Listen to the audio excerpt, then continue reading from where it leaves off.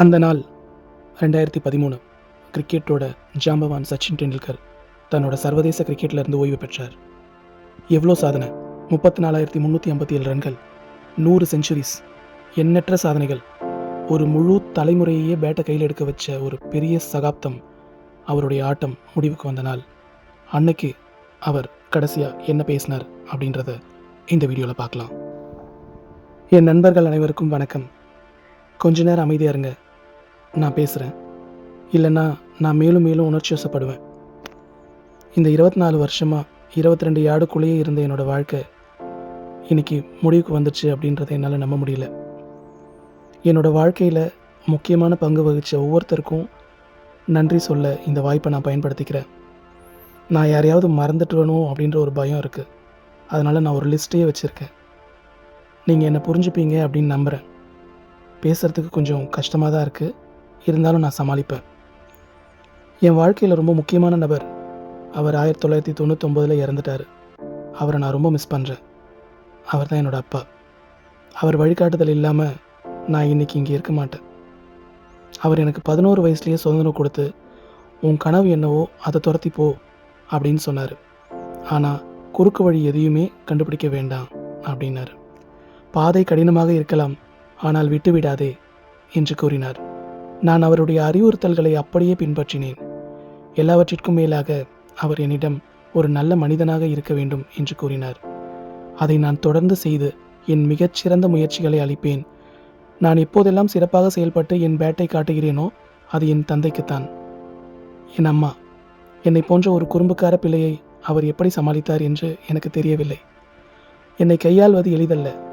அவர் மிகவும் பொறுமையாக இருந்திருக்க வேண்டும். ஒரு தாய்க்கு தன் குழந்தை பாதுகாப்பாகவும் ஆரோக்கியமாகவும் திடகாத்திரமாகவும் இருப்பதுதான் மிக முக்கியம். அதுதான் அவருக்கு மிகவும் கவலையளிக்கும் விஷயமாக இருந்தது. நான் இந்தியாவுக்காக விளையாடிய கடந்த 24 ஆண்டுகளாக அவர் என்னை கவனித்து கொண்டார். அதற்கு முன்பே நான் கிரிக்கெட் விளையாடத் தொடங்கிய நாளில் இருந்தே எனக்காக பிரார்த்தனை செய்ய தொடங்கினார். அவர் தொடர்ந்து பிரார்த்தனை செய்து கொண்டே இருந்தார். அவருடைய பிரார்த்தனைகளும் ஆசீர்வாதங்களும் தான் எனக்கு வெளியே சென்று செயல்படுவதற்கான வலிமையை கொடுத்தன என்று நினைக்கிறேன். எனவே அனைத்து தியாகங்களுக்காகவும் என் தாய்க்கு ஒரு பெரிய நன்றி. எனது பள்ளி நாட்களில் என் வீடு பள்ளியிலிருந்து வெகு தொலைவில் இருந்ததால் நான் 4 ஆண்டுகள் என் மாமா மற்றும் அத்தையுடன் தங்கினேன். அவர்கள் என்னை தங்கள் மகனாகவே நடத்தினார்கள். என் அத்தை ஒரு கடினமான நாள் ஆட்டத்திற்கு பிறகு நான் தூக்க கலக்கத்தில் இருக்கும்பொழுது எனக்கு உணவு ஊட்டுவார். அதனால் நான் மறுநாள் மீண்டும் சென்று விளையாட முடியும். இந்த தருணங்களை நான் மறக்கவே முடியாது. நான் அவர்களின் மகன் போலவே இருக்கிறேன். அது இன்றும் அதே போல் தொடர்கிறது என்பதில் மகிழ்ச்சி அடைகிறேன். என் மூத்த சகோதரர் நிதின் மற்றும் அவரது குடும்பத்தினர் எப்போதும் என்னை ஊக்குவித்துள்ளனர். என் மூத்த சகோதரர் அதிகமாக பேச மாட்டார். ஆனால் அவர் என்னிடம் எப்போதும் சொன்ன ஒரு விஷயம் என்னவென்றால், நான் என்ன செய்தாலும் நான் எப்போதும் 100% கொடுப்பேன் என்று அவருக்கு தெரியும். என் மீது அவருக்கு முழு நம்பிக்கையும் உள்ளது. அவரது ஊக்கம் எனக்கு மிகவும் முக்கியமானது. என் சகோதரி சவிதா மற்றும் அவரது குடும்பத்தினர் வேறுபட்டவர்கள் அல்ல. என் வாழ்க்கையின் முதல் கிரிக்கெட் பேட் என் சகோதரியால் எனக்கு வழங்கப்பட்டது. அது ஒரு காஷ்மீர் வில்லோ பேட். ஆனால் அங்கிருந்துதான் என் பயணம் தொடங்கியது. நான் பேட்டிங் செய்யும்போது இன்னும் விரதம் இருக்கும் பலரில் அவரும் ஒருவர். எனக்கு அவருக்கு மிகவும் நன்றி. அஜித் எனது சகோதரர். அவரை பற்றி நான் என்ன பேசுவது என்று எனக்கு தெரியவில்லை. நாங்கள் இந்த கனவை ஒன்றாக வாழ்ந்திருக்கிறோம். என் கிரிக்கெட்டுக்காக தன் வாழ்க்கையை தியாகம் செய்தவர் அவர்தான். அவர் என்னுள் இருந்த ஆர்வத்தை கண்டார். மேலும் அது 11 வயதில் அவர் என்னை என் பயிற்சியாளர் அச்ரேக்கர் சாரிடம் அழைத்து சென்றபோது தொடங்கியது. அதன் பிறகு என் வாழ்க்கை மாறியது. இதை நீங்கள் நம்புவது கடினமாக இருக்கலாம். ஆனால் நேற்று இரவு கூட அவர் என்னை அவுட் ஆனது பற்றி விவாதிக்க அழைத்தார். நான் மீண்டும் பேட்டிங் செய்ய வாய்ப்பே இல்லை என்று தெரிந்தும் கூட நாங்கள் வளர்த்து கொண்ட பழக்கம், என் பிறப்பிலிருந்து நாங்கள் வளர்த்து கொண்ட உறவு, அது தொடர்கிறது. அது தொடரும். ஒருவேளை நான் கிரிக்கெட் விளையாடாத போதும் நாங்கள் நுட்பத்தை பற்றி விவாதிக்கலாம். நாங்கள் ஒப்புக்கொண்ட பல்வேறு விஷயங்கள், என் நுட்பம் மற்றும் அவருடன் நான் ஒப்புக்கொள்ளாத பல நுட்பமான விஷயங்கள். எங்களுக்குள் வாதங்களும் கருத்து வேறுபாடுகளும் இருந்தன. ஆனால் என் வாழ்க்கையில் இந்த விஷயங்கள் அனைத்தையும் நான் திரும்பி பார்க்கும் பொழுது அவர் இல்லை என்றால் நான் ஒரு குறைவான கிரிக்கெட் வீரராக இருந்திருப்பேன். என் வாழ்க்கையில் மிகவும் அழகான விஷயம் 1990இல் நடந்தது. அப்போது நான் என் மனைவி அஞ்சலியை சந்தித்தேன். அவை சிறப்பான ஆண்டுகள். அது தொடர்ந்து எப்போதும் அப்படித்தான் தொடரும். அஞ்சலி ஒரு மருத்துவராக இருந்ததால் அவருக்கு ஒரு அற்புதமான பணி வாய்ப்பு இருந்தது என்று எனக்கு தெரியும். நாங்கள் ஒரு குடும்பத்தை உருவாக்க முடிவு செய்தபோது அஞ்சலி முன்முயற்சி எடுத்து பின்வாங்கி, நீங்கள் உங்கள் கிரிக்கெட்டை தொடருங்கள், நான் குடும்ப பொறுப்பை எடுத்துக்கொள்கிறேன் என்று கூறினார். அது இல்லை என்றால் என்னால் கிரிக்கெட்டை சுதந்திரமாகவும் மன அழுத்தமின்றியும் விளையாடி இருக்க முடியாது என்று நினைக்கிறேன். என் கவலைகள், என் விரக்திகள், நான் பேசிய அனைத்து அபத்தமான விஷயங்கள் அனைத்தையும் பொறுத்து கொண்டதற்கு நன்றி. என்னை பொறுத்து கொண்டு அனைத்து ஏற்றத்தாழ்வுகளிலும் எப்போதும் என் பக்கத்திலேயே இருந்ததற்கு நன்றி. என் வாழ்க்கையில் எனக்கு கிடைத்த மிக சிறந்த கூட்டணி நீங்கள். அடுத்து என் வாழ்க்கையில் 2 விலைமதிப்பற்ற வைரங்கள், சாரா மற்றும் அர்ஜுன். அவர்கள் ஏற்கனவே வளர்ந்து விட்டார்கள். என் மகளுக்கு 16 வயது, என் மகனுக்கு 14 வயது. காலம் மிக வேகமாக சென்று விட்டது. அவர்களின் பிறந்த நாட்கள், அவர்களின் ஆண்டு விழாக்கள், அவர்களின் விளையாட்டு நாட்கள், விடுமுறையைச் செல்வது போன்ற சிறப்பு சந்தர்ப்பங்களில் நான் அவர்களுடன் அதிக நேரத்தை செலவிட விரும்பினேன். அந்த விஷயங்கள் அனைத்தையும் நான் தவறவிட்டு விட்டேன். நீங்கள் புரிந்து கொண்டதற்கு நன்றி. நீங்கள் இருவரும் எனக்கு மிகவும் முக்கியம், சிறப்பானவர்கள். உங்களால் கற்பனை செய்ய முடியாது. 14 மற்றும் 16 ஆண்டுகளாக நான் உங்கள் இருவருடனும் போதுமான நேரத்தை செலவிடவே இல்லை. ஆனால் அடுத்த 16 ஆண்டுகள் அல்லது அதற்கு பிறகும் எல்லாமே உங்களுக்காகத்தான் என்று நான் உங்களுக்கு உறுதியளிக்கிறேன். என் மாமனார் ஆனந்த் மேத்தா மற்றும் அன்னாபெல் இருவருமே மிகவும் ஆதரவாகவும் பாசமாகவும் கவனிப்புடனும் இருந்துள்ளனர். நான் வாழ்க்கையில் பல விஷயங்களை பற்றி பொதுவாக அவர்களுடன் விவாதித்து அவர்களின் ஆலோசனையை பெற்றுள்ளேன். உங்களுக்கு தெரியும், எப்போதும் உங்களுடன் இருக்கும் மற்றும் உங்களுக்கு வழிகாட்டும் ஒரு வலுவான குடும்பம் இருப்பது மிகவும் முக்கியம். நீங்கள் கைத்தட்ட தொடங்குவதற்கு முன் அவர்கள் செய்த மிக முக்கியமான விஷயம் என்னவென்றால், நான் அஞ்சலியை திருமணம் செய்ய அனுமதித்ததுதான். எனவே மிகவும் நன்றி. நான் இந்தியாவுக்காக விளையாடிய கடந்த 24 ஆண்டுகளில் நான் புதிய நண்பர்களை உருவாக்கினேன். அதற்கு முன்பே சிறுவயதிலிருந்தே எனக்கு நண்பர்கள் இருந்தனர்.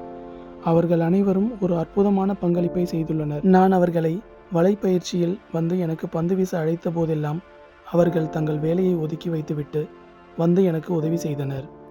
என்னுடன் விடுமுறைகளில் இணைவது, கிரிக்கெட் பற்றி என்னுடன் விவாதிப்பது, அல்லது நான் சற்று மன அழுத்தத்தில் இருந்தபோது நான் சிறப்பாக செயல்பட ஒரு தீர்வை விரும்புவது என எதுவாக இருந்தாலும் அந்த தருணங்கள் அனைத்திலும் என் நண்பர்கள் என்னுடன் இருந்தார்கள்.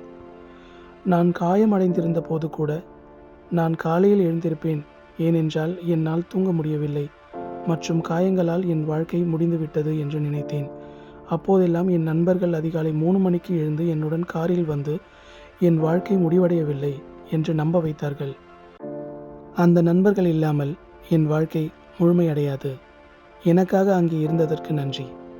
என் கிரிக்கெட் வாழ்க்கை எனக்கு 11 வயதில் தொடங்கியது. என் சகோதரர் அஜித் என்னை அச்சரேக்கர் சாரிடம் அழைத்து சென்றபோதுதான் என் வாழ்க்கையின் திருப்புமுனை ஏற்பட்டது. அவர் ஸ்டாண்டில் இருப்பதைக் கண்டு நான் மிகவும் மகிழ்ச்சி அடைந்தேன். பொதுவாக அவர் தொலைக்காட்சி முன் அமர்ந்து நான் விளையாடும் எல்லா ஆட்டங்களையும் பார்ப்பார். எனக்கு 11-12 வயதாக இருந்தபோது நான் அவருடைய ஸ்கூட்டரில் ஏறி ஒரு நாளைக்கு ஒரு சில பயிற்சி ஆட்டங்களை விளையாடுவேன். முதல் பாதி ஆட்டத்தை சிவாஜி பார்க்கில் ஆடுவேன். 2ஆம் பாதி ஆட்டத்தை ஆசாத் மைதானத்தில் வேறு சில ஆட்டத்தை ஆடுவேன். நான் ஆட்ட பயிற்சியை பெறுவதை உறுதி செய்வதற்காக அவர் என்னை மும்பை முழுவதும் அழைத்துச் செல்வார். ஒரு வேடிக்கையான விஷயம் என்னவென்றால், கடந்த 29 ஆண்டுகளில் சார் என்னிடம் ஒருபோதும் நன்றாக விளையாடினாய் என்று கூறியதே இல்லை. ஏனென்றால் நான் திருப்தி அடைந்து கடினமாக உழைப்பதை நிறுத்திவிடுவேன் என்று அவர் நினைத்தார். ஒருவேளை அவர் இப்போது என்னுடைய அதிர்ஷ்டத்தை நம்பி என் வாழ்க்கைக்காக எனது வாழ்த்து தெரிவிக்கலாம். ஏனென்றால் என் வாழ்க்கையில் இனி ஆட்டங்களே இல்லை. சார், நான் கிரிக்கெட்டை கவனிப்பேன். கிரிக்கெட் எப்போதும் என் இதயத்தில் இருக்கும். ஆனால் நீங்கள் என் வாழ்க்கையில் ஒரு அளப்பரிய பங்களிப்பை செய்துள்ளீர்கள். எனவே உங்களுக்கு மிகவும் நன்றி. மும்பைக்கான என் கிரிக்கெட் இங்கிருந்து தான் தொடங்கியது. மும்பை கிரிக்கெட் அசோசியேஷன், இது எனக்கு மிகவும் பிரியமானது. அதிகாலை 4 மணிக்கு நியூசிலாந்திலிருந்து வந்து இங்கே காலை 8 மணிக்கு ஒரு ஆட்டத்திற்காக வந்ததை நான் நினைவில் கொள்கிறேன். ஏனென்றால் நான் மும்பை கிரிக்கெட்டின் ஒரு பகுதியாக இருக்க விரும்பினேன். யாரோ என்னை கட்டாயப்படுத்தவில்லை. அது மும்பை கிரிக்கெட் மீதான அன்பிற்காக இருந்தது. உங்களுக்கு மிகவும் நன்றி. தலைவர் இங்கே இருக்கிறார். எனவே உங்களுக்கு, உங்கள் குழுவிற்கும் என்னை கவனித்து கொண்டு என் கிரிக்கெட்டை பார்த்து கொண்டதற்கு மிகவும் நன்றி. கனவு வெளிப்படையாக இந்தியாவுக்காக விளையாடுவதுதான். அங்கிருந்துதான் பிசிசிஐ-உடனான தொடர்பு தொடங்கியது. பிசிசிஐ அற்புதமாக இருந்தது. நான் அறிமுகமானதிலிருந்து அவர்கள் என் திறமையில் நம்பிக்கை வைத்தார்கள்.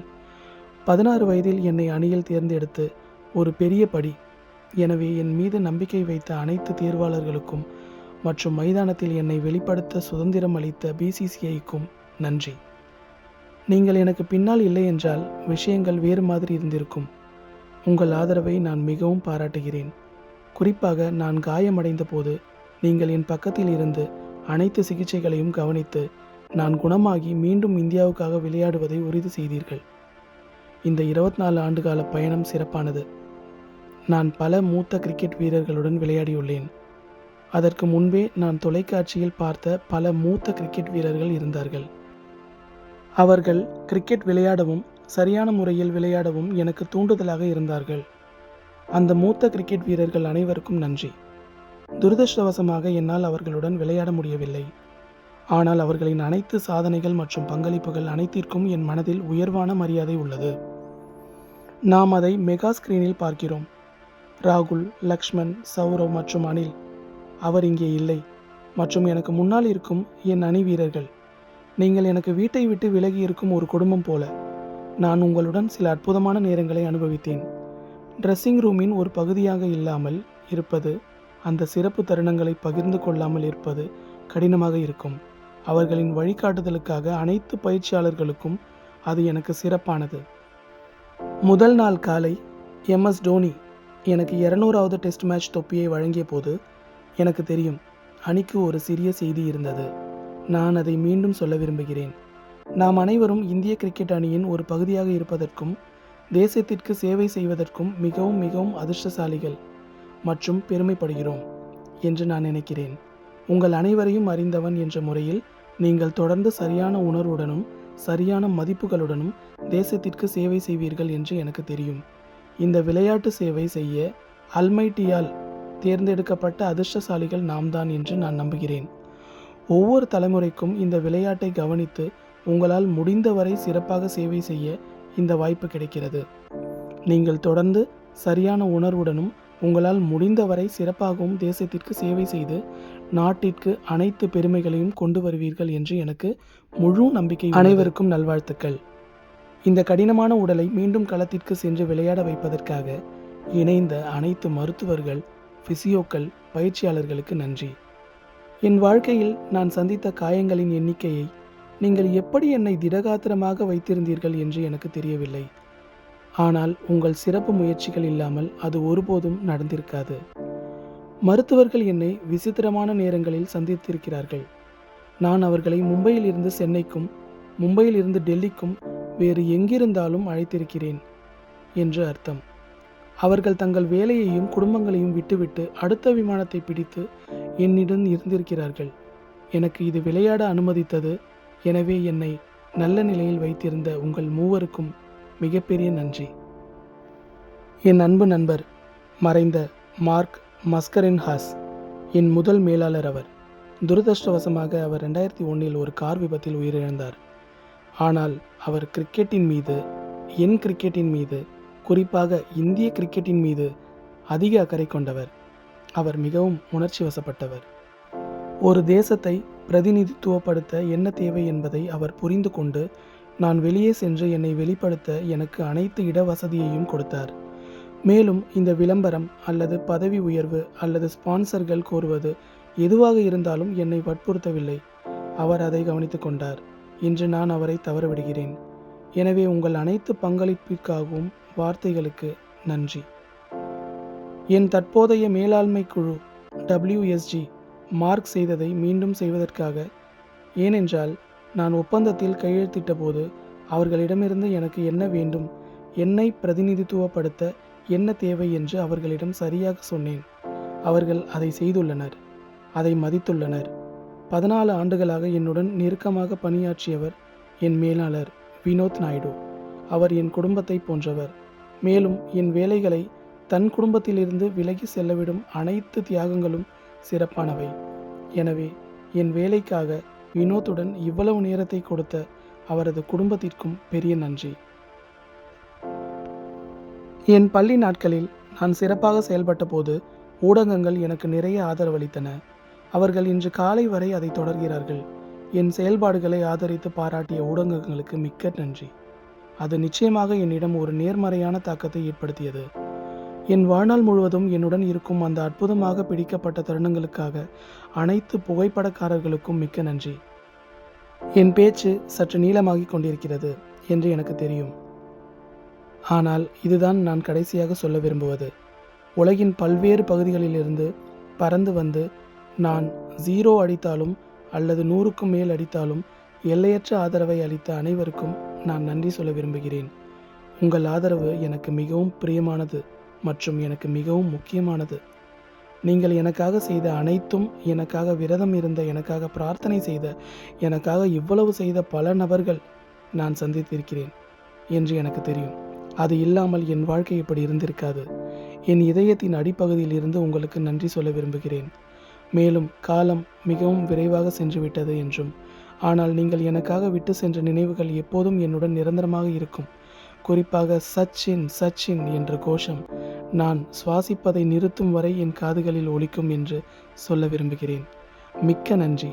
நான் எதையாவது சொல்ல தவறிவிட்டிருந்தால் நீங்கள் புரிந்து கொள்வீர்கள் என்று நம்புகிறேன். நான் விடைபெறுகிறேன். நன்றி. வணக்கம்.